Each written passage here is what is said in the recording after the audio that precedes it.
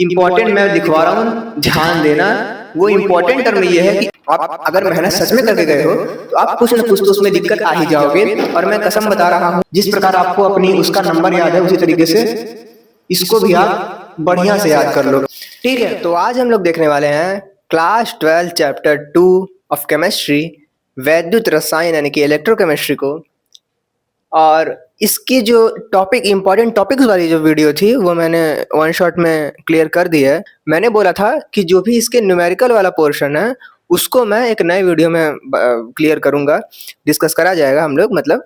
तो आज हम लोग लेकर आए हैं ये वीडियो जिसमें कि हम लोग देखने वाले हैं वैद्युत रसायन के इम्पोर्टेंट पीवाईक्यूज, और वो पीवाईक्यूज जो कि हर साल रिपीटेड होते हैं, हर साल पूछे जाते हैं, और कुछ इंपॉर्टेंट क्वेश्चंस को भी हम लोग देखेंगे। तो यहाँ पर मैं कुछ इंपॉर्टेंट जो फॉर्मूलाज वगैरह हैं जो कि आपके जो चैप्टर है उसमें काम आएंगे उसको लिख कर लाया हूँ। तो एक बार फटाक से इसको बस देख लेते हैं, मतलब अभी याद नहीं करना है, बस ऐसे देख लेते हैं कि ऐसे हमने पढ़ा था, रिवाइज हो जाएगा, है ना। तो हमने पढ़ा था भैया, E naught cell is equal to बड़ा वाला माइनस छोटा वाला, है ना। कैथोड एनोड भाड़ में जाए, बड़ा वाला माइनस छोटा वाला।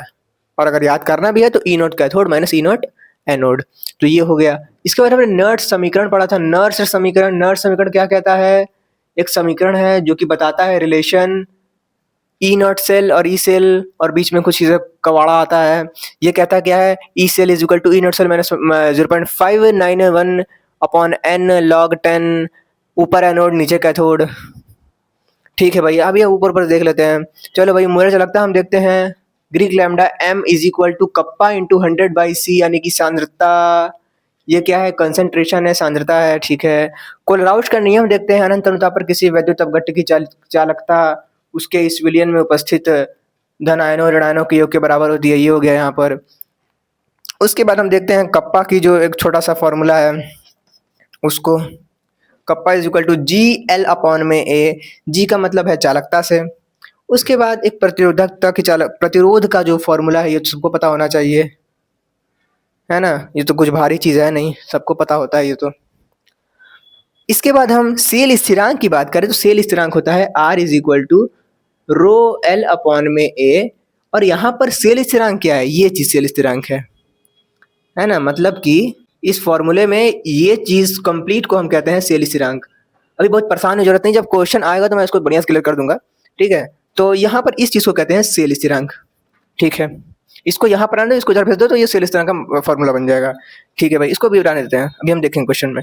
गिब्स ऊर्जा माइनस का नेफ, एफ का मान 96500, 96500 एफ का मान, ठीक है भैया। ये फॉर्मूला हमारे पास हो गया। फैराडे का नियम हमने क्या देखा था? फैराडे का प्रथम नियम के तरफ हमने एक फॉर्मूला देखा था, E is equal to Z, W is equal to E I T upon में N इंटू एफ। और इसको हम लोग लिख सकते हैं W is equal to E I T upon में N इंटू में 96500, इस एफ का मान। एफ क्या है? फैराडे कांस्टेंट, ठीक है भाई। अभी तक कुछ समझ में नहीं आया, भाड़ में जाए। हाँ, हम लोग देखेंगे क्वेश्चंस। उन क्वेश्चंस में भी जो इंपॉर्टेंट क्वेश्चन होंगे, बहुत ज्यादा इंपॉर्टेंट, जिसने कुछ नहीं पढ़ा है उस पर मैं इंपॉर्टेंट लगा दूंगा, और उन क्वेश्चंस को उसको बहुत ज्यादा ध्यान देना है। बाकी मैं बहुत इंपॉर्टेंट क्वेश्चंस जो है उसको मैं करवा दूंगा। चलिए शुरू करते हैं इंपॉर्टेंट क्वेश्चंस को। तो चलो यार देखते हैं अब हमारे शुरुआत के कुछ क्वेश्चंस है। ये जो क्वेश्चंस है ये क्वेश्चंस प्रीवियस ईयर में आए हुए क्वेश्चंस है। मैं एक बार लिख देता हूँ कि ये किस किस साल में आए हुए हैं। तो चलो यार शुरुआत से शुरू करते हैं और देखते हैं कुछ बहुत ही ज्यादा इंपॉर्टेंट क्वेश्चंस को। हम जितने भी क्वेश्चंस, 4 क्वेश्चंस देख रहे हैं, ये चारों ही क्वेश्चंस बस एक ही टॉपिक के रिलेटेड है। मतलब मैं ये कहूं कि अभी मैं यहाँ पर कुछ लिखूंगा और उससे ही सारा क्वेश्चन यहाँ का सॉल्व हो जाएगा। चलो पहले मैं बता देता हूं कि क्या ट्रिक क्या है ना। एक तरीके से मैं कहूंगा कि मैं यहाँ पर लिखने जा रहा हूँ ना, उसको आप एकदम बढ़िया से रट लेना, ठीक है। तो यहाँ पर मैं लिख देता हूँ कुछ इम्पोर्टेंट ये है कि अगर हम लोग को ऑक्सीकरण क्षमता बोलेगा, हमसे ना क्वेश्चन में पूछेगा कि ऑक्सीकरण क्षमता किसकी अधिक है। हमसे पूछेगा ऑक्सीकरण क्षमता किसकी अधिक है, तो हम देखेंगे किस पर वोल्टता ज्यादा है, किसका वोल्ट ज्यादा है, ठीक है। अगर हमसे पूछेगा किसकी अपचयन क्षमता अधिक है,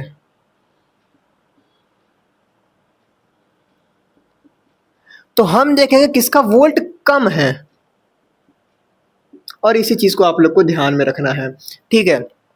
इसी के बाद एक और टर्म है कि अगर हमसे पूछेगा आकर्षण क्षमता किसकी ज्यादा है, तो हम देखेंगे वोल्ट किसका ज्यादा है।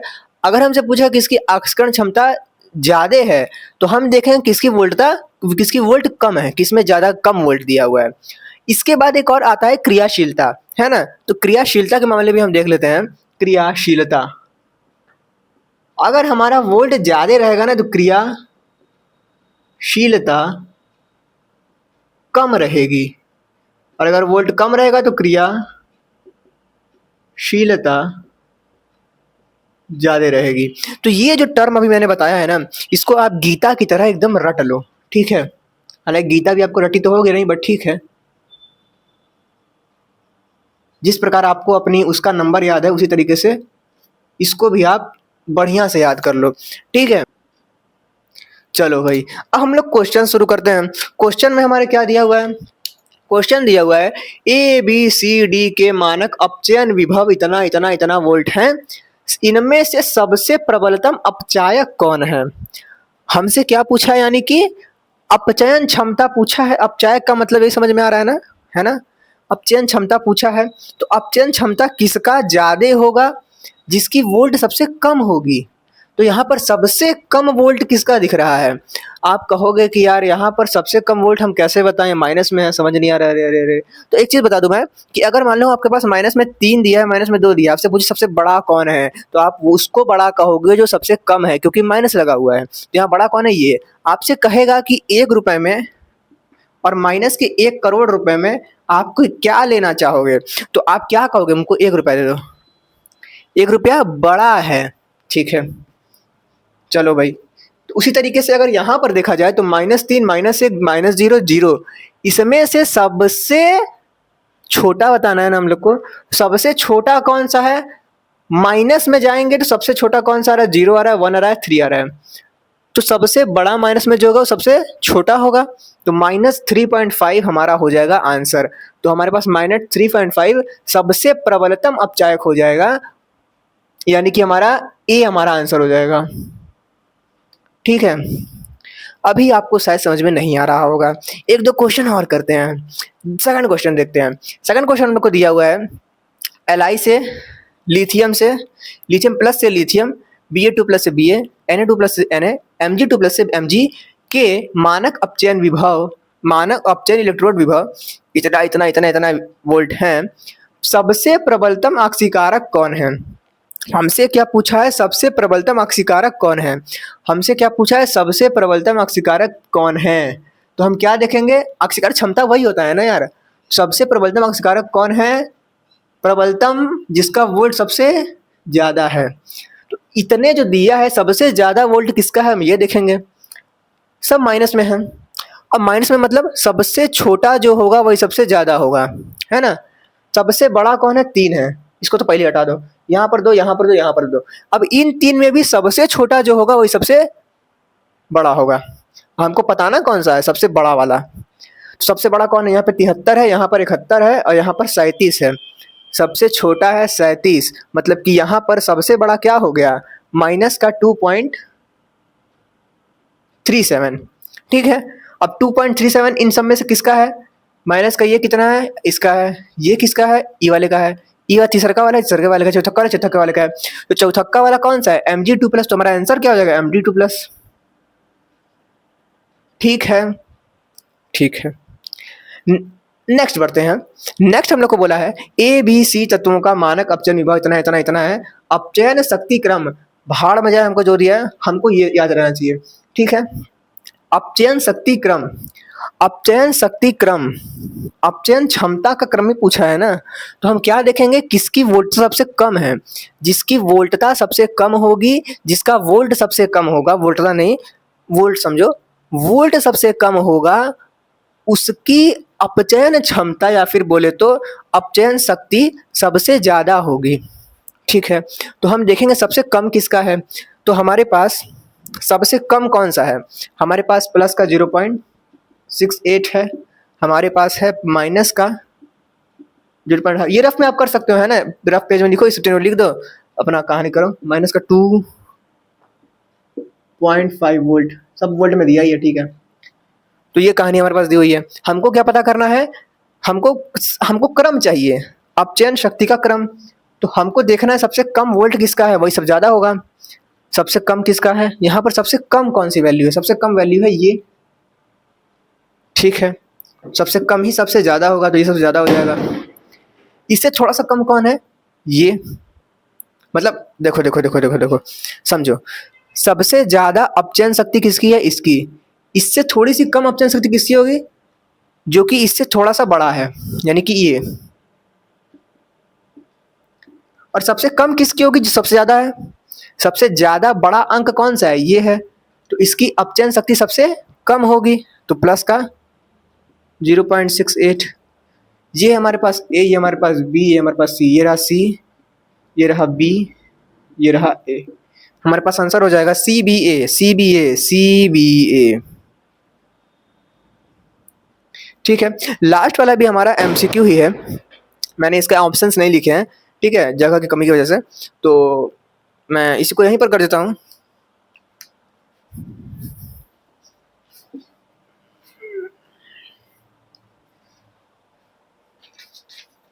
तो चलो भाई, हमारे पास यहाँ पर दिया हुआ है ए बी सी डी के मानक इलेक्ट्रोड विभव इतना इतना इतना इतना इतना है। घटती हुई अभिक्रियाशीलता, अभी तक ऊपर तीनों में हमसे क्या बोला है, या तो ऑक्सीकरण की बात हुई है, या तो रिडक्शन की बात हुई है, यानी कि अपचयन की बात हुई है। परंतु यहाँ पर अभिक्रियाशीलता बोल दिया, इसीलिए मुझको यहाँ पर ये भी लिखवाना पड़ा क्रियाशीलता वाला।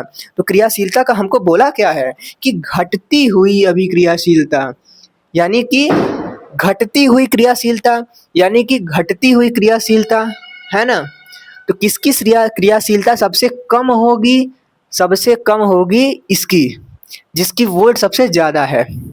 तो हमको करना क्या है, घटती हुई क्रियाशीलता बताना है। तो सबसे कम किसका होगा, सबसे ज्यादा इसका वोल्ट होगा। तो सबसे ज्यादा वोल्ट किसका है, यहाँ पर हमारे पास है प्लस 1.5 है, हमारे पास है प्लस 0.34, हमारे पास है माइनस का 0.76, अच्छा 0. इतना भी है, 2 भी है, यहाँ पर 2 भी लिख देता हूँ मैं, 3 4 है और 0.76 है माइनस का, ठीक ठीक ठीक ठीक ठीक। चलो भाई, तो यहाँ पर हमको क्या देखना है, ये हमारे पास ए बी सी और डी है, रफली बताता हूँ मैं, ठीक है। हमको क्या करना है, क्रियाशीलता घटता हुआ क्रम, है ना। यानी कि सबसे ज्यादा किसका वोल्टा है, वोल्टेज सबसे ज्यादा कौन सा है भाई, सबसे ये रहा, सबसे बड़ा अंक 1.5। तो ये सबसे कम हुआ, सबसे कम ये हुआ। इससे ज्यादा क्या होगा, इससे ज्यादा होगा ये, तो इसको लिख दो 0.34। इससे ज्यादा कौन सा है, इसके ज्यादा है ये, माइनस का 0.76। इससे ज्यादा ये, चलो भाई माइनस का 2 सबसे कम है, बिल्कुल, यानी कि इसका वोल्टेज सबसे, चलो भाई इसकी क्रियाशीलता सबसे कम हुई, है ना। तो सबसे ज्यादा वोल्टता जिसकी होगी, सबसे कम वोल्टता, सबसे कम क्रियाशीलता उसकी होगी। तो ये हमारे पास इस तरह से आ गया। आप इस सूत्र को लगाकर देख सकते हो, सूत्र क्या, ट्रिक है ये, ठीक है, ट्रिक मान के चलो, इसको ट्रिक ही ले लो। लो भाई, ट्रिक के हिसाब से आप इसको कर सकते हो। तो हमारे पास ये हमारे पास आ गया, ये किसका है, ए का है। फिर ये किसका है, इसका है, सी का है। ये किसका है, डी का है। ये किसका है, बी का है। तो ये हमारे पास आंसर आ गया। हमारे पास आंसर क्या हो जाएगा, आंसर है सबसे, ये घटता हुआ क्रम बताना है। तो सबसे घटता हुआ क्रम का मतलब ही क्या होता है, घटता हुआ क्रम मतलब कि सबसे बड़ा सबसे पहले, सबसे उससे छोटा उससे छोटा। तो सबसे बड़ा ये रहा बी, मतलब इसी को उलट के हम लोग यहाँ पे लिख देंगे, सबसे बड़ा बी, बी के बाद डी, फिर सी, फिर ए। चलो भाई, तो ये हमारा हो गया। अब बढ़ते हैं, अच्छा ये तो हमारा क्लियर हो गया, ठीक है। अगर नहीं समझ में आ रहा है तो आप फिर से वीडियो को बैक करके देख लो, मतलब संभावना है कि आपके एग्जाम में भी ये क्वेश्चन आ जाए, क्योंकि मतलब मैंने देखा है बहुत बार क्वेश्चन आया है, ठीक है। तो बढ़ते हैं हम लोग नेक्स्ट इंपॉर्टेंट टॉपिक की ओर। इस पर मैं कहूंगा कि इसको बहुत इंपॉर्टेंट है, ये मोस्ट इंपॉर्टेंट टर्म है, ठीक है। अगर आप गधा बैल या फिर इस तरह के जो प्रजाति है इसके अंतर्गत आते हो, तो इस प्रकार की प्रजाति के अंतर्गत आने वाले लोगों के लिए इस तरह का क्वेश्चन बहुत ही ज़्यादा जरूरी है। तो चलिए बढ़ते हैं नेक्स्ट इंपॉर्टेंट टॉपिक की ओर। तो चलो यार आओ देखते हैं कुछ और इम्पॉर्टेंट क्वेश्चंस को। जैसा कि मैंने अभी शुरुआत में ही बताया था सेल स्थिरांक के बारे में, यानी कि L बाई ए के बारे में, तो L बाई ए वाला क्वेश्चन यहाँ पर आ गया। और हमने डिस्कस किया था ग्रीक लैम्डा m, यानी कि मोलर चालकता के बारे में। तो मोलर चालकता से रिलेटेड क्वेश्चन यहाँ पर आ गया। ये जो क्वेश्चन है ये मैं कहूँगा कि बहुत ही ज़्यादा मोस्ट इम्पॉर्टेंट है, क्योंकि आप देख ही सकते हो भैया, मतलब ये मान के चलो कि आपके एग्जाम में आएगा ही आएगा। एनसीईआरटी में भी दिया है, 18 में, 23 में, 24 में, सब में दिया है। ठीक है, तो पढ़ लो इसको। ठीक है, और ये वाला भी 2 साल आया हुआ क्वेश्चन है। ठीक है, प्रीवियस ईयर में 2 साल आया हुआ क्वेश्चन है, तो मतलब इंपॉर्टेंट पीवाईक्यू है यार। देखते हैं हम सेल स्थिरांक कैसे निकालें। चलो भाई, तो यहाँ पर हमको दिया क्या है, हम लोग तो क्वेश्चन पढ़ते नहीं, हम लोग सबसे पहले क्या करते हैं, लिखते हैं क्या है, दिया है। और क्योंकि ये क्वेश्चन हमको कुछ नहीं तो 3 नंबर में ही आएगा, 3 या 4 नंबर में भी आ सकता है। ठीक है, चलो भाई, तो हम लिखते हैं हल, लिखेंगे दिया है N/50 KCl विलयन की 25 डिग्री पर विशिष्ट चालकता इतना महो है। अब देखो यार, यहाँ पर शुरुआत में हम लोगों को भुलवाने के लिए क्या बोला है, भुलवाने के लिए बोला है N/50 KCl। इसका कुछ मतलब ही नहीं है इस क्वेश्चन में। इस क्वेश्चन को ध्यान से पढ़ो। इतना चालकता है महो, मतलब कि कप्पा दिया हुआ है। ठीक है, विशिष्ट चालकता कप्पा दिया हुआ है। यदि विलयन सहित सेल का प्रतिरोध R या दिया है 400 है, तो सेल स्थिरांक L/A निकालना है। तो हम लोग को अगर थोड़ा थोड़ा याद हो तो हम G और R के बीच में रिलेशन देखे थे। G बराबर होता है 1/R, हमने 1 शॉट में डिस्कस किया था। तो इसी के आधारित हम लोग अगर आगे ही बढ़ेंगे तो इस पर कहीं पर भी सांद्रता वगैरह का जिक्र तो होता नहीं है। तो ये चीज़ जो दिया हुआ है ना, ये हमारे किसी भी काम का नहीं है, किसी भी काम का नहीं है हमारे। ठीक है, ये जो है ये भी किसी काम का नहीं है हमारे क्वेश्चन में। ठीक है, बस दिया हुआ है आपको भुलवाने के लिए। ठीक है भाई, भुलवाने के लिए दिया है तो हम लोग भूलेंगे थोड़ी, हम लोग बैक बेंचर हैं, भुलवा देंगे हम लोग। चलो यार, तो दिया क्या है, 2 चीज़ें दी हुई हैं उसको हम लोग लिख लेते हैं। एक तो दिया हुआ है कप्पा, कप्पा दिया हुआ है 0, विशिष्ट चालकता मतलब कप्पा होता है। ठीक है, और चालकता बोलेगा तो G। ठीक है, अगर विशिष्ट चालकता बोलेगा तो कप्पा, केवल चालकता बोलेगा तो G। ठीक है, और प्रतिरोध को R, विशिष्ट प्रतिरोध को रो। ठीक है, इसे आपको याद रखना है, बचपन की चीज़ें हैं, अभी भी याद रखो बेटर रहेगा। प्रतिरोध दिया है R इज इक्वल टू, अच्छा 0.00265, बड़ा लंबा दिया है यार। चलो भाई, ये है 400, प्रतिरोध ओम में होता है 400 ओम। तो अब हमको क्या निकालना है, L/A सेल स्थिरांक। चलो निकालते हैं। अब डायरेक्ट कोई फार्मूला हम लोग को ऐसा याद नहीं है कि जो कि L/A करके फार्मूला, तो हम लोग यहाँ पर क्या करेंगे, फार्मूला अपने से बनाएंगे। अब कहोगे फार्मूला बनाने तो हमको आता नहीं है, तो अब देखो इस क्वेश्चन में थोड़ा सा करना पड़ेगा। ठीक है, ये क्वेश्चन थोड़ा सा कह सकते हो घुमा के दिया है ना। तो हमको कुछ करना नहीं है, हमको के R और L/A के बीच में कुछ संबंध बना देना है बराबर करके, है ना। हमको पता क्या है, हमको ये बताओ, हमको पता क्या है, हमको पता है एक फॉर्मूला कि G बराबर होता है, G बराबर होता है 1/R, है ना। R का मान कितना होता है, R बराबर होता है 1 में R का मान रो L/A, A ऊपर चला जाएगा तो ये हो जाएगा A। ठीक है, तो ये हो जाएगा। अब यहाँ पर सब कुछ है, अगर इसको 1/रो को कप्पा लिख दे तो कोई दिक्कत नहीं, कोई दिक्कत नहीं। कुछ मिल रहा है यहाँ पर, अरे मिल गया। L/A अगर इसको उलट दिया जाए तो हमारा काम बन जाएगा। तो हम लोग किस किस चीज़ को लेंगे, हम लोग एक तो इसको लेंगे, इस वाले टर्म को, एक इसको लेंगे और आगे लिख देंगे 1/R is equal to kappa A/L। अब इसको उल्टा करेंगे तो L/A भी आ जाएगा। तो L/A मैंने एक ही लाइन में हटा देता हूँ यार, क्योंकि एक क्वेश्चन और जो मज़ा आ जाएगा फिर। ठीक है, जगह बचाऊंगा मैं अब। तो हम 1/R लिखा हमने, फिर हमने लिखा कप्पा ए बाई एल। अब मैंने इसको रिवर्स कर दिया तो क्या हो जाएगा, R is equal to L by A नीचे में कप्पा। हमको एल बाई ए निकालना है तो एल बाई ए का मान कितना हो गया, इतना इतना आ जाएगा, तो ये हो जाएगा कप्पा आर।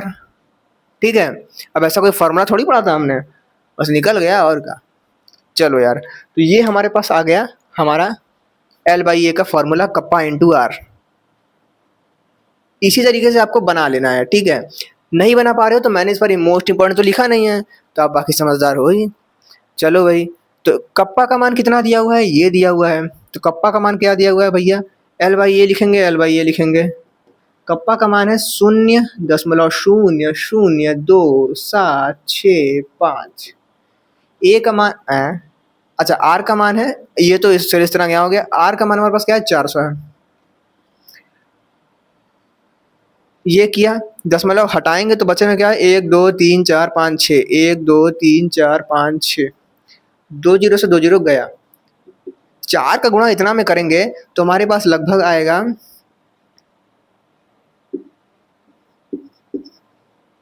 ठीक है, ये आ जाएगा।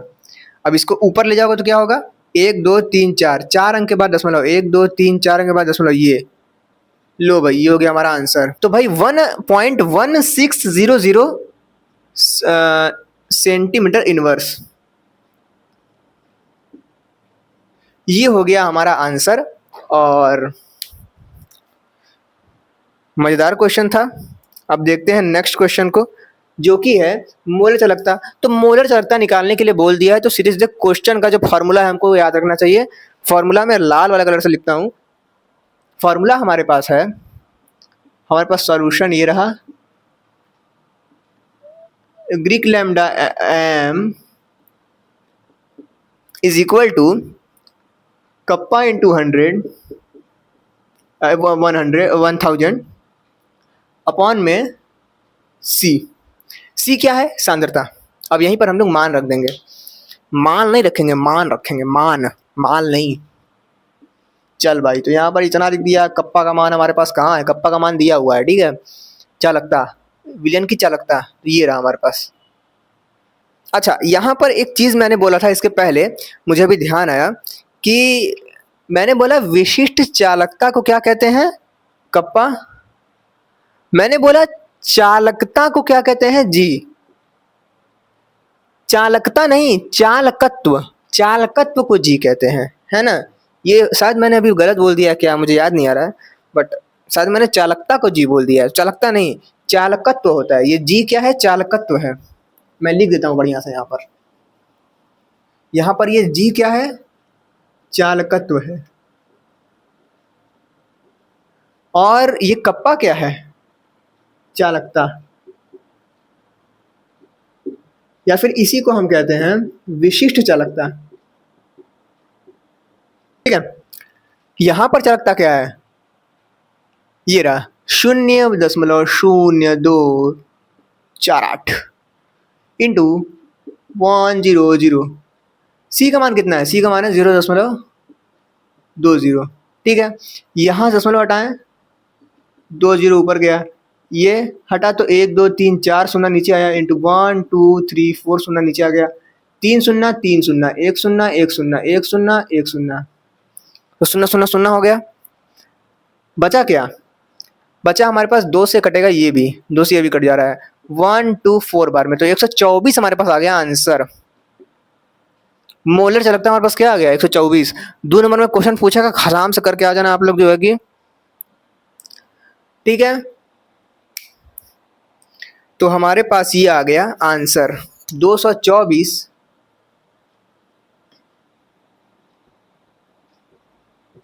चलो भाई, सीएम स्क्वायर मोल इनवर्स, तो ये हो गया हमारा ये। अब बढ़ते हैं कुछ और क्वेश्चंस की ओर।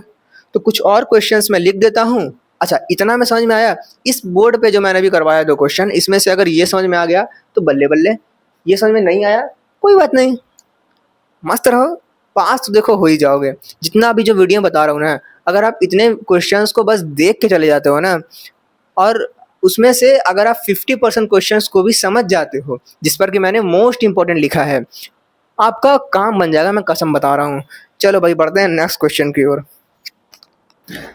तो यार फाइनली अब हम लोग वीडियो के उस फेज पर आ गए हैं जहां पर कि मैं ये कह सकता हूं कि अगर आपने इस पूरे चैप्टर में कुछ भी नहीं पढ़ा है तो आप इन दो क्वेश्चंस को तो लगा के जरूर जाना, इन दो क्वेश्चन को पढ़ के जरूर जाना। अभी तक वीडियो में जितने क्वेश्चन मैंने करवाए हैं, अगर वो आपको समझ में नहीं आए हैं तो मैं कहूँगा कि इसको जरूर समझ लेना, ठीक है। चलो देखते हैं कि कैसे करेंगे इसको। पहले तो मैं पहले लिख देता हूँ यहाँ पर, ये मोस्ट इंपॉर्टेंट है और ये वाला भी मोस्ट इंपॉर्टेंट है, ठीक है। लो भाई, तो ये तो हो गया मोस्ट इंपॉर्टेंट। इस वाले क्वेश्चन को करने से पहले जो एकदम प्योर बैक बेंचर्स हैं या फिर जिनको कुछ भी नहीं आता है, उनके लिए मैं कुछ ट्रिक्स या फिर मैं कह सकता हूँ कि कुछ बेसिक चीज़ें बता देता हूँ। सबसे पहले हम लोग बात करते हैं लॉग के बारे में। लॉग हम लोग इस चैप्टर में बहुत ज़्यादा पढ़ने वाले हैं। अभी जो हम लोग क्वेश्चन मतलब लगाएंगे उसमें, तो जब हम इस क्वेश्चन को लगाएंगे तो लॉग करके कुछ आएगा, ठीक है। लॉग क्या होता है, अगर आपसे कोई पूछ दे लॉग क्या होता है तो आप बस इतना कह जाना कि ये कैलकुलेशन को आसान कर देता है, बस, ठीक है। अब हम लोग देखेंगे लॉग की कुछ प्रॉपर्टीज़ को, ठीक है। तो एक प्रॉपर्टी हम लोग देखते हैं ना कि अगर मान लो हमके पास दिया है लॉग 10 के पावर 2, ठीक है। लॉग 10 के पावर 2 दिया हुआ है, तो लॉग का ये प्रॉपर्टी होता है ना कि जैसे ही लॉग अपने बगलिया घात में कुछ देखता है उसको आगे भगा लेता है, तो ये 2 आगे आ जाता है। मतलब कि यहाँ पर क्या हो जाएगा, 2 लॉग 10, ठीक है। लॉग 10 का वैल्यू होता है 1, तो इसका क्या हो जाएगा, 2 इंटू 1 बराबर क्या हो जाएगा, 2। तो अभी हमने क्या देखा, हमने ये देखा कि लॉग जो घात होता है वो आगे ले आता है, ठीक है। लॉग जो होता है वो घात अपने सर वाला जो ऊपर घात है वो आगे ले आता है, ठीक है। तो हमने एक चीज़ ये देख ली, मतलब कि हमने क्या देखा, लॉग 10 टू द पावर अगर -1 रहा तो क्या करेंगे, -1 को भी आगे लेते आएंगे, तो क्या हो जाएगा, -1 लॉग 10, लॉग 10, और लॉग 10 का वैल्यू कितना होता है 1, तो कितना हो जाएगा -1, ठीक है। एक चीज़ समझ में आ गया, चलो भाई ये समझ में आ गया। आगे एक और चीज़ समझो जो कि है, अगर मान लो आपके पास रहता है 0.0591/2, ये मतलब मैं कहूँगा बहुत ज़रूरी है समझना, है ना। समझना क्या मतलब, एक तरीके से मैं कह रहा हूँ ना ट्रिक या फिर कह दो रट्टा, है ना, कि इसको अगर हम लोग काटे पीटेंगे ना तो काटने पीटने पर इसके बाद की भी कुछ वैल्यूज़ होती हैं, उसमें काट पीट कर हम लोग सीधे लिख सकते हैं इसको 0.0295। ये सीधे आप याद रखो, क्योंकि एग्जाम में आप काटने पीटने जाओगे काफ़ी समय बर्बाद होगा। आप सीधे 2 से इसको काट सकते हो, और ये 2 है क्या है ये क्वेश्चन में आपको पता चलेगा। बस मैं इतना बोल देता हूँ कि इतना को अगर काटना है तो काट के सीधे ये लिख दो, ठीक है। 2 से ये कितनी बार में काटा, 0.0295, ठीक है। फालतू कैलकुलेशन वैसे करने की जरूरत ही नहीं है। चलो भाई इतना ठीक है। अब कुछ और चीज़ बता देता हूँ। एक और चीज़ है नर्स समीकरण करके, तो नर्स समीकरण अब याद रखना है। नर्स समीकरण ये कहता है कि नर्स समीकरण ये कहता है कि E cell is equal to E naught cell minus 0.0591 by n into में लॉग एनोड बटे कैथोड। बस ऊपर ऊपर समझ लो, ठीक है। मैं क्वेश्चन में करवाऊंगा, बट क्योंकि क्वेश्चन थोड़ा ज़्यादा ज़रूरी है इसलिए हम लोग इसको कर रहे हैं, ठीक है। एक और चीज़ जान लो, हम लोग जानते हैं E cell is equal to E naught cell is equal to E naught cathode minus E naught anode. तो E naught cathode E naught anode ये होता है फॉर्मूला, बट यहाँ पर आप लोग क्या लिखोगे, जो ज़्यादा होगा, ज़्यादा जो वैल्यू ज़्यादा दी होगी यहाँ पर वो लिखोगे, यहाँ पर क्या लिखो, जो वैल्यू कम होगी। बस ये चीज़ें आपको समझ में आनी चाहिए। अगर समझ में आ जाता है तो क्वेश्चन काफ़ी आसानी से आप लोग कर लोगे, ठीक है। तो अगर ये नहीं समझ में आया तो वीडियो को बैक करो, है ना, और फिर से इसको देखो। अब देखते हैं हम लोग इस क्वेश्चन को।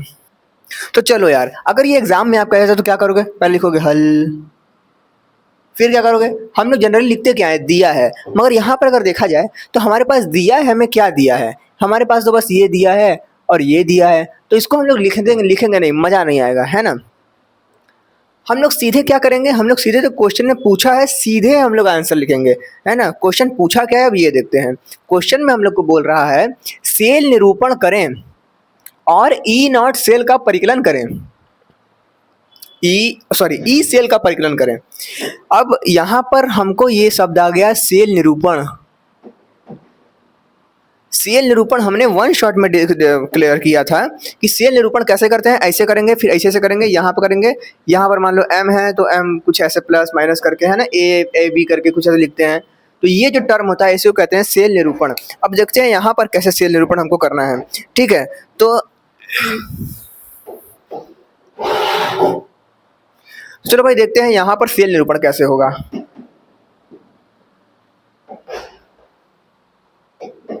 तो चलो यार सबसे पहले लिखेंगे सेल निरूपण।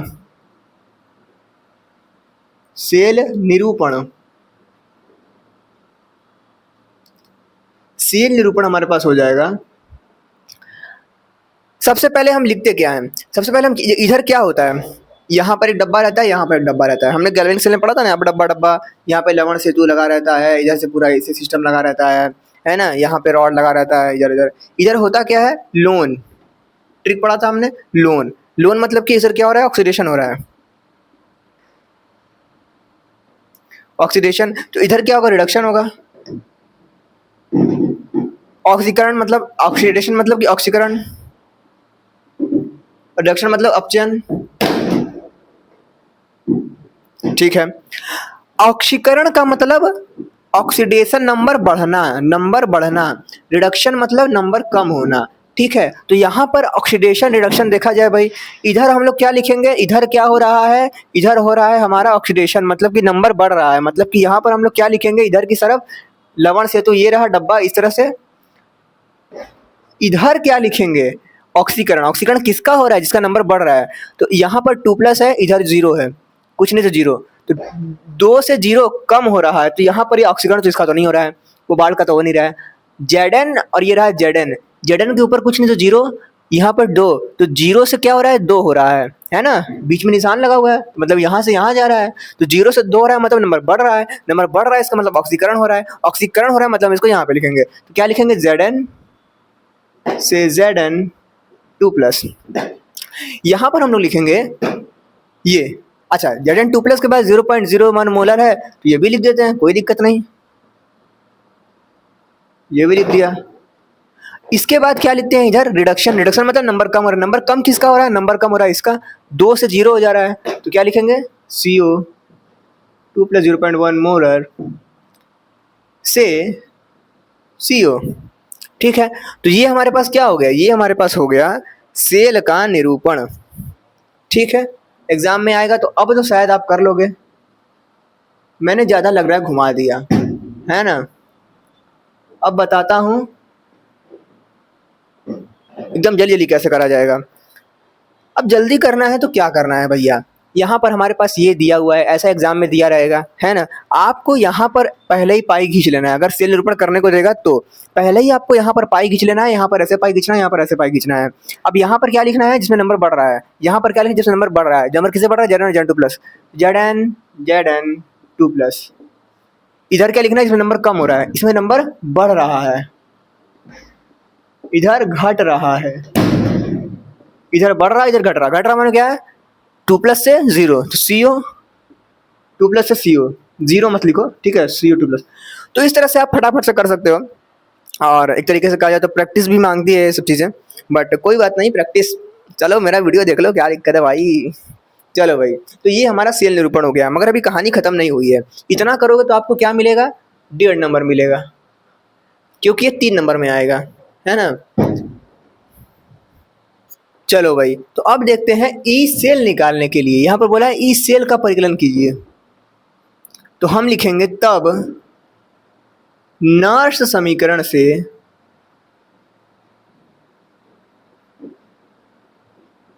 ई सेल बराबर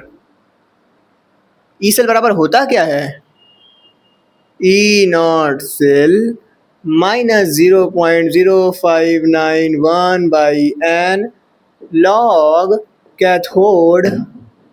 तो चलो भाई अब इस क्वेश्चन को देखते हैं। सबसे पहले तो लिखेंगे भाई अपना हल। अब लिखते हैं क्या है हम लोग, दिया है, परंतु दिया है तो क्वेश्चन में दे दिया है, क्वेश्चन में लिखा है ना दिया है, तो हम लोग दिया है नहीं लिखेंगे। और अगर एग्जाम में बहुत लिखना है तो लिख भी सकते हो, कोई दिक्कत नहीं है। जो दिया है लिखा है ना, ये फिर से लिख दो यहाँ पे। मैं फिर से लिखूंगा थोड़ी, बोर्डवा मेरा खत्म हो जाएगा, नहीं तो जगह नहीं बचेगा। तो मैं अभी बस लिख नहीं रहा हूँ, बट मैं कहूँगा कि अगर एग्जाम में आता है तो आप इस चीज़ को फिर से लिख दो यहाँ पे, ठीक है। कॉपी तो भरेगा, पेज भरेगा।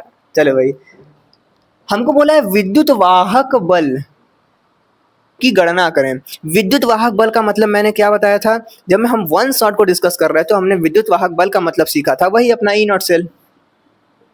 ई naught cell is equal to E naught cathode minus E naught anode लिखते हैं भैया, कोई दिक्कत नहीं। हमसे बोला क्या है, वही निकालने के लिए बोला है। हम जानते हैं विद्युत वाहक बल ई नॉट सेल बराबर E naught cathode minus E naught anode. Cathode anode भाड़ में जाए।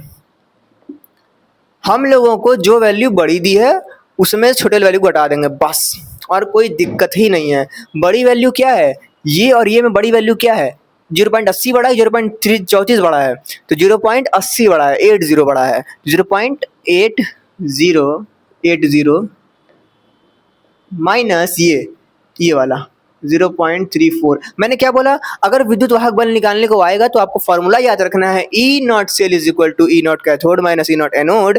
और फिर हम लोग क्या करेंगे, कैथोड एनोड क्या मान क्या है, कैसे, ये सब बहुत परेशान हो जाओगे आप लोग। तो हम लोग को कुछ करना नहीं है, बस ज़्यादा वाली वैल्यू में से कम वाली वैल्यू को घटा देना है। ज़्यादा वाली वैल्यू माइनस कम वाली वैल्यू। अब आराम से घटा के आंसर लिखो, क्या दिक्कत है। ये हमारा आ जाएगा लगभग 0.46 वोल्ट, ठीक है।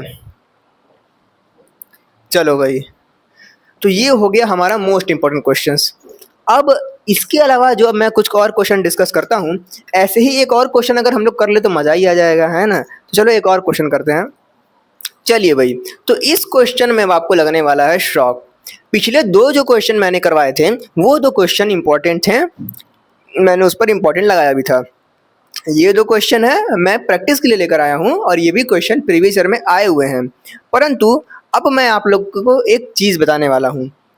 वो चीज़ ये है कि अभी मैंने जो आपको बताया वो तो थे आसान क्वेश्चन, परंतु अगर इस तरह के क्वेश्चन आएंगे जहाँ पर कि आपको लिखा रहेगा ईएमएफ निकालने के लिए, तो यहाँ पर आपको विद्युत वाहक बल ही निकालना है। परंतु यदि हमको जो सांद्रता है, इम्पॉर्टेंट मैं लिखवा रहा हूँ, ध्यान देना, वो इम्पॉर्टेंट टर्म ये है कि अगर सांद्रता एक हो, अगर सांद्रता एक हो तो हम लोग नर्स समीकरण की जरूरत नहीं पड़ेगी। हम लोग को नर्स समीकरण की जरूरत नहीं होगी अगर सांद्रता एक हो। यहाँ पर सांद्रता क्या है, यहाँ पर तो ये एक नहीं है, यहाँ पर ये 0.1 है, एक नहीं है, ठीक है। यहाँ पर क्या है, सांद्रता 1 मोलर है, यहाँ पर क्या है, 1 मोलर है, यानी कि यहाँ पर सांद्रता 1 है। तो यहाँ पर नर्स समीकरण की जरूरत हम लोग को पड़ेगी ही नहीं। हम लोग क्या करेंगे तब, हम लोग केवल ई नॉट सेल जो है ना वही निकाल लेंगे, हमारा वही आंसर हो जाएगा। मतलब कि अगर आपके क्वेश्चन पेपर में अगर आ जाता है आपको 1 मोलर करके, इसको ध्यान देना है आपको, इस चीज़ को आपको ध्यान देना है। 0.1 अगर रहा तो आप नर्स समीकरण लगाइएगा, परंतु अगर 1 मोलर रहा तो आप लोग नर्स समीकरण नहीं लगाइएगा, ठीक है। चलो भाई, तो यहाँ पर आपको क्या दिया हुआ है, 0.1 है, मतलब कि यहाँ पर नर्स समीकरण लगेगा, परंतु यहाँ पर नर्स समीकरण नहीं लगेगा। यहाँ पर तब क्या लगेगा, यहाँ पर लगेगा E naught cell is equal to E naught cathode minus E naught anode वाला फॉर्मूला लगेगा। चलो भाई, अब हम लोग देखते हैं इस क्वेश्चन को कि ये कैसे लगेगा। चलो भाई, लिखते हैं हल। यहाँ पर लगाएंगे नर्स समीकरण, बिल्कुल लगाएंगे। क्या इंपॉर्टेंट है, बिल्कुल इंपॉर्टेंट है ना, इंपॉर्टेंट। 2019, 22, 24 में आया हुआ है, और ये भी 19 में आया हुआ है, मतलब ये दोनों क्वेश्चन 19 में आए थे, अलग अलग सेट में आए होंगे, 7 सेट बनते हैं ना, तो अलग अलग सेट में आए होंगे, कोई दिक्कत नहीं है। और ये भी क्या है हमारे पास, इंपॉर्टेंट है, ठीक है। चलो भाई, अगर आप केवल पुराना 2 क्वेश्चन कर जाओगे थोड़ा मुश्किल होगा, मगर ये 2 क्वेश्चन अगर आप कर लेते हो तो फिर आपको पक्का है कि ये क्वेश्चन आप कर लोगे, ठीक है, अगर एग्जाम में आता है तो, और पक्का है कि एग्जाम में आएगा। चलो भाई, इसको करते हैं। हमको क्या बोला है, ईएमएफ। ईएमएफ मतलब विद्युत वाहक बल, ठीक है, चलो भाई निकालते हैं। हमारे पास नर समीकरण जो होता है वो होता है ई सेल बराबर ई नॉट सेल माइनस करके होता है ना 0.059 बड़ी एन एल वगैरह। हमारे पास ये तो पता होना चाहिए, क्या ये यहाँ पर दिया है? कहीं ई नॉट सेल कहीं दिया ही नहीं है। ई नॉट सेल नहीं दिया है तो हम पहले क्या करेंगे, ई नॉट सेल निकालेंगे। तो ई नॉट सेल निकालेंगे हम लोग सबसे पहले, ठीक है। जो दिया है उसको हम लोग फिर से यहाँ पर लिखेंगे और फिर हम लोग लिखेंगे ई नॉट सेल बराबर E naught cathode minus E naught anode, ठीक है। अब हम लोग को करना क्या है, लिखना है E naught cell is equal to cathode मतलब कि जो बड़ी वाली वैल्यू है, बड़ी वाली वैल्यू दोनों में कौन है, ये वाली है 0 पॉइंट, ये माइनस में ना माइनस छोटी होती है 0.34 माइनस, ये कौन सी वैल्यू है, छोटी वैल्यू है, तो छोटी वैल्यू को घटा देंगे, 2 है ना रे, 2, ठीक है। माइनस में मतलब क्या हो जाएगा, प्लस हो जाएगा, 0.34 प्लस 2.37, ठीक है। तो हमारे पास क्या आ जाएगा, ये हमारे पास आ जाएगा ई नॉट, हमारे पास ई नॉट सेल क्या आ जाएगा, 7 4 11 के 1 हासिल लगा 1, 3 3 6 1 7 और 2.17 वोल्ट, ठीक है। 2.17 हमारे पास आ गया। अब हम लोग यहाँ पर क्या करेंगे, ध्यान से देखो इसको, अब हम लोग लगाएंगे इसमें नर्स समीकरण। तो चलो यार, अब हम लोग देखते हैं 3 और क्वेश्चन को। इन 3 क्वेश्चन को करने के बाद मैं मतलब ये कह सकता हूँ कि ये चैप्टर हमारे लिए बैक बेंचर्स लेवल के तो खत्म हो चुका है, ठीक है। तो ये किसका बॉल है जी? हाँ, तो मैं ये कह रहा था कि ये 3 क्वेश्चन करने के बाद हम लोग का जो बैक बेंचर लेवल का जो पढ़ाई है वो हो जाएगा, ठीक है। मैं यहाँ कह सकता हूँ कि एवरेज लेवल का पढ़ाई, या फिर इतना भी कह सकता हूँ कि एक टॉप लेवल का पढ़ाई यहाँ तक पढ़ने के बाद तो हो जाएगा। इसके बाद मैं कुछ क्वेश्चंस आपको और बता दूंगा ऐसे ओरली, उसको भी एक बार देख लेना अगर मन हो तो, ठीक है। अभी इसको देखते हैं। यहाँ पर हम लोग का 2019 में पूछा हुआ क्वेश्चन है। अच्छा, पहले तो मैं ये बता दूं कि भैया इसमें सबसे इंपॉर्टेंट कौन क्वेश्चन है, क्या ये इंपॉर्टेंट है? मैं कह सकता हूँ उतना इंपॉर्टेंट तो नहीं है, इसको कहूँगा मैं इंपॉर्टेंट है, ठीक है। इसको मैं क्या कहूँगा, इसको इंपॉर्टेंट कहूँगा। और ये जो हमारा क्वेश्चन है इसको मैं कहूँगा मोस्ट इंपॉर्टेंट। और मोस्ट इंपॉर्टेंट का मतलब आप समझ सकते हो कि मैं क्या कहना चाहता हूँ, ठीक है ना जी। तो चलो करते हैं इसको। यहाँ पर बोला है अपचयन के लिए कितने आवेश की आवश्यकता होगी, हम लिखेंगे हल। हमको क्या करना है, इतना को Al 3+ को Al में डालना है, ठीक है। यहाँ पर 3 है, यहाँ पर 0 है, यहाँ पर 3 प्लस है। अगर 3 प्लस से 0 में जाना है, यहाँ पर क्या है 0 है, वहाँ पर क्या है प्लस है, तो हम लोग को क्या करना पड़ेगा, यहाँ पर हमको 3 माइनस करना पड़ेगा तभी ना 0 होगा जी। 3 माइनस करना मतलब क्या होता है, 3 इलेक्ट्रॉन जोड़ना है ना। तो हम लोग क्या करेंगे, 3 इलेक्ट्रॉन जोड़ देंगे। 3 इलेक्ट्रॉन जोड़ने का मतलब आवेश हमारा क्या हो जाएगा ना, आवेश हमारा हो जाएगा 3 फैरड। 3 फैरड मतलब 3F, 3F मतलब कि 3 × 96500, 309 शून्य, 309 शून्य, 3 पंजे 15 के 5 से लगा 1, 3 छक 18 1 19 हंसी लगा 1, 9 जून 18 27 1 28, इतने कूलाम, ठीक है। चलो भाई ये हो गया।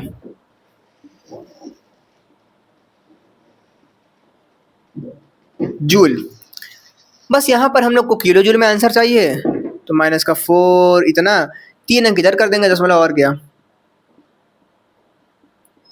Kilo joule. तो ये हमारा हो गया आंसर।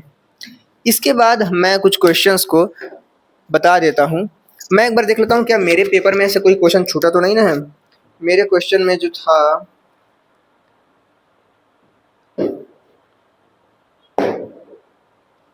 मेरे पेपर में भी वो जो ईएमएफ निकालने वाला क्वेश्चन है, ईएमएफ वाला क्वेश्चन आया था। इसके अलावा मेरे में आया था मेरे में आया था इलेक्ट्रोड विभव क्या होता है, इलेक्ट्रोड विभव क्या होता है ये आया था। इलेक्ट्रोड विभव हम लोगों ने वन शॉट में डिस्कस कर ही लिया है ना, तो बहुत जानने वाली बात है नहीं। हालांकि इस पर तो हमने न्यूमेरिकल इस वीडियो में हम लोगों ने देखा और टॉपिक वीडियो हमने वन शॉट में डिस्कस कर लिया है, तो इलेक्ट्रोड विभव हमने वहाँ पर देख लिया था, ठीक है। और इसको प्रभावित करने वाले कारक सांद्रता वगैरह हो गई, उसके अलावा क्षेत्रफल हो गया उस रॉड का, तो इस पर निर्भर करता है इलेक्ट्रोड विभव। और देख लेते हैं भैया, और कुछ तो नहीं ना, और कुछ नहीं। तो फाइनली अब कुछ क्वेश्चंस को मैं यहाँ पर स्क्रीन पर मैं डाल देता हूँ। आप अभी स्क्रीन पर जो आप देख रहे हो, यहाँ से आप देख सकते हो कि ये क्वेश्चन भी पूछे गए हैं और एग्जैक्ट फार्मूला बेस्ड क्वेश्चंस हैं, आराम से हो जाने वाले हैं, बहुत दिक्कत वाली बात है भी नहीं। बाकी जो पूरी जो हमारी इम्पोर्टेंट क्वेश्चन की जो सीरीज़ थी वो हो चुकी है इस चैप्टर के लिए। और बाकी एक बात ज़रूर कहना चाहूँगा कि आप कितना भी पढ़ लो, हो सकता है कि कोई टॉपर है जो कि पूरी बुक पढ़ के गया है और क्वेश्चन जो आया है वो आया है उस बुक के एकदम परे, तो अब तो उसका पढ़ना पूरा बेकार हो गया। ज़रूरी क्या है कि आप वही पढ़ो जो ज़रूरी है, ज़रूरी आप पढ़ चुके हो, है ना। अब बाकी जो भी चीज़ें हैं वो भगवान के हाथ में छोड़ दो। अगर आपका किस्मत अच्छा रहा तो आप जो पढ़े हो वही आ जाएगा, अगर बेकार रहा तो वो नहीं आएगा, और नहीं आएगा तो कोई बहुत बड़ी बात है भी नहीं। आप अगर मेहनत सच में करके गए हो तो आप कुछ न कुछ तो उसमें लिख कर आ ही जाओगे। और मैं कसम बता रहा हूँ, कभी पेपर खाली छोड़ के मत आना, ठीक है। हर क्वेश्चन करके आना, सारा क्वेश्चन कर दो, कुछ भी लिख के आ जाओ, है ना, नंबर आपको ज़रूर मिलेगा, ठीक है। तो इसी के साथ ये जो वन शॉट है ये ख़त्म होता है। हमारा चैप्टर 2 पूरी तरीके से कंप्लीट हो चुका है और जो इम्पोर्टेंट क्वेश्चंस हैं वो मैं अभी स्क्रीन पर लगा दे रहा हूँ, आप इसको देख लो। इसी के साथ मिलते हैं नेक्स्ट वीडियो में रासायनिक बलगतिकी के न्यूमेरिकल्स के साथ। तब तक के लिए बाय।